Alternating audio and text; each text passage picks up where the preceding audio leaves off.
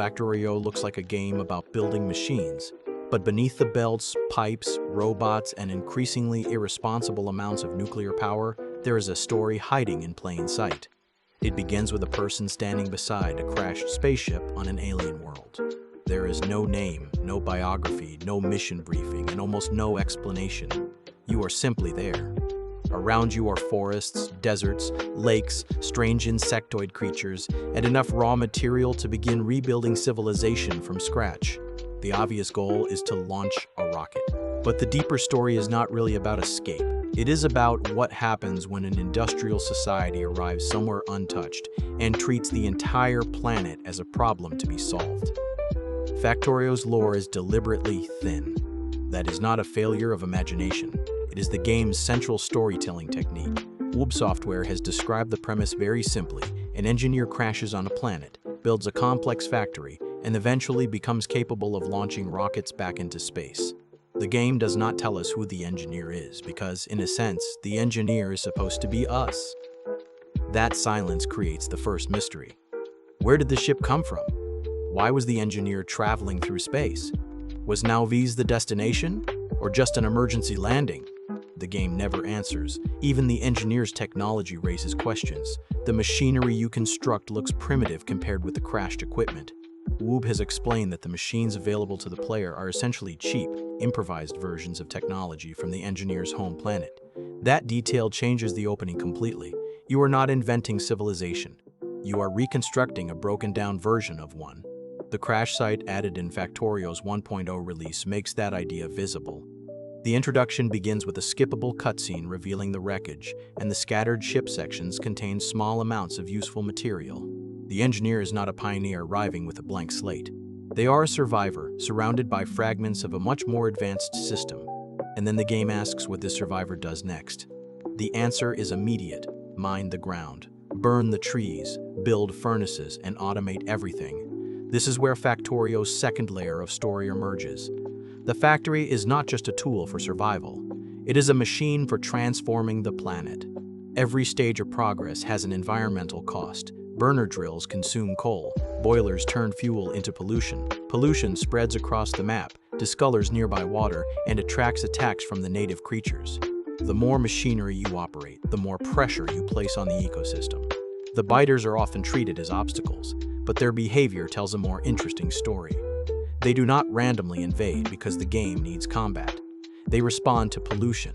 Spawners absorb pollution, use it to generate attack forces, and become more dangerous as evolution increases. That evolution is driven by time, pollution produced by the factory, and the destruction of nests. In other words, the native life is not simply evil. It is adapting to an invasive industrial presence. The engineer sees a nest and calls it a threat. The biters see a cloud of toxic industrial waste and move toward its source. Both sides are acting according to their own logic. The conflict is not a battle between civilization and savagery. It is a collision between one ecosystem and an entirely different kind of organism, the factory. That interpretation is reinforced by the game's visual language. Polluted water turns green. Trees absorb pollution.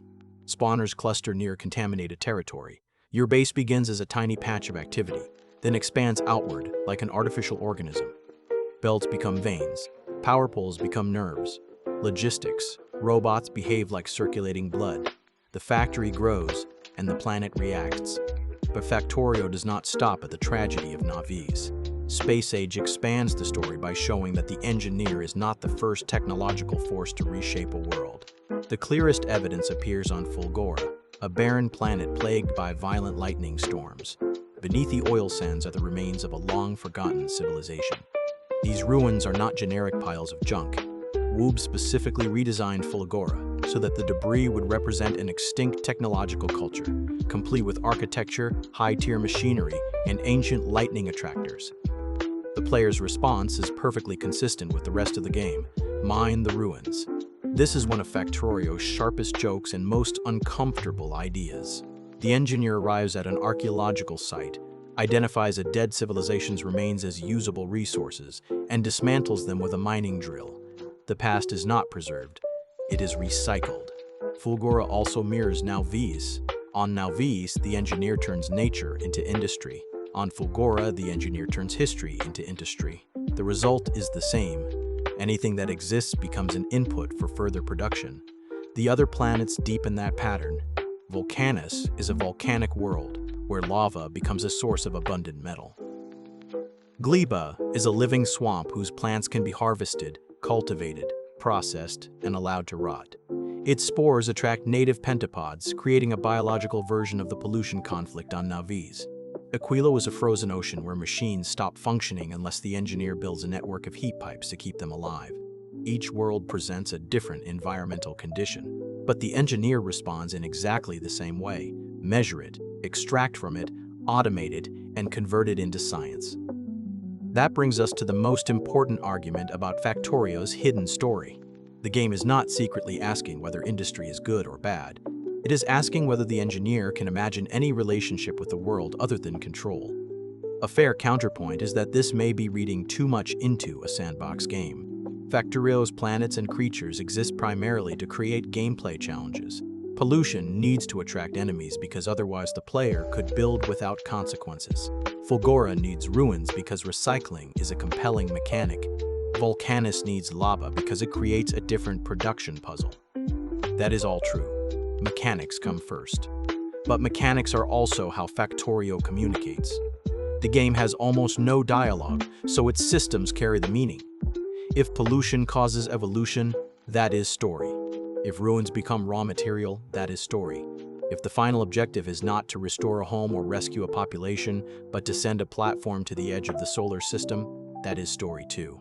In the base game, launching the first rocket triggers the victory screen, but allows you to continue expanding. In Space Age, released on October 21, 2024, the journey continues through 4 planets and ends with a platform reaching the solar system's edge. The destination changes, but the impulse remains the same. Go farther, build more, turn the unknown into infrastructure.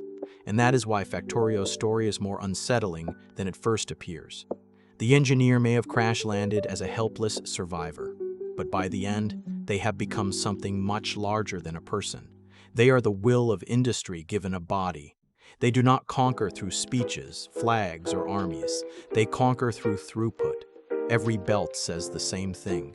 Every train line repeats it. Every smelter, assembler, robot, and rocket reinforces the message. The planet is not home. It is a supply chain waiting to happen. And perhaps the final mystery is not where the engineer came from or where they are going. It is whether, after reaching the stars, they will finally stop building or simply find another world to dismantle. For more videos like this, stick around, subscribe, and give the video a like. Thanks for watching. See you next time.